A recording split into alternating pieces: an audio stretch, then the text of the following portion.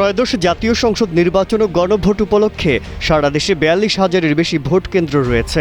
এর মধ্যে ৪০%-এরও বেশি কেন্দ্রকে ঝুঁকিপূর্ণ হিসেবে চিহ্নিত করেছে আইন শৃঙ্খলা রক্ষাকারী বাহিনী। বিশেষ করে ঢাকার ২ সিটি কর্পোরেশন এলাকার ১৫টি আসনে ঝুঁকিপূর্ণ কেন্দ্রের সংখ্যা বেশি।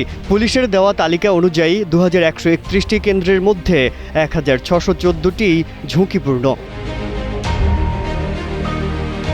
আইন শৃঙ্খলা বাহিনী জানায়, কেন্দ্রের অবস্থান, অতীত সহিংসতার ইতিহাস, ভৌগোলিক ঝুঁকি, দুর্বল যোগাযোগ ব্যবস্থা এবং অবকাঠামোগত সমস্যা সহ বিভিন্ন বিষয় বিবেচনায় এই তালিকা তৈরি করা হয়েছে।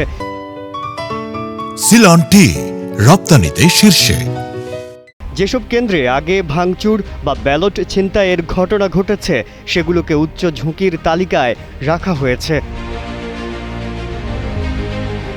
এছাড়া দুর্গম এলাকা, সীমান্ত অঞ্চল, প্রভাবশালী ব্যক্তির বাড়ির কাছাকাছি কেন্দ্র কিংবা যেখানে দ্রুত নিরাপত্তা বাহিনী পৌঁছানো কঠিন সেসব কেন্দ্রেও ঝুঁকিপূর্ণ হিসেবে ধরা হয়েছে। নির্বাচন কমিশনার আব্দুর রহমান আল মাসুদ জানিয়েছেন, ঝুঁকিপূর্ণ কেন্দ্রে বাড়তি নিরাপত্তা নিশ্চিত করতে নির্দেশনা দেওয়া হয়েছে।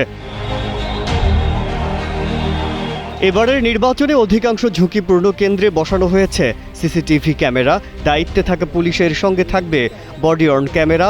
প্রথমবারের মতো সশস্ত্র বাহিনী ও নির্বাচনী নিরাপত্তায় যুক্ত হচ্ছে। সারা দেশে কেন্দ্রের নিরাপত্তায় দায়িত্ব পালন করবে প্রায় ১,৫৭,০০০ পুলিশ, সঙ্গে অতিরিক্ত ৩০,০০০ সদস্য। মোট ২৫,০০০-এর বেশি বডি অর্ন ক্যামেরা ব্যবহারের পরিকল্পনা রয়েছে।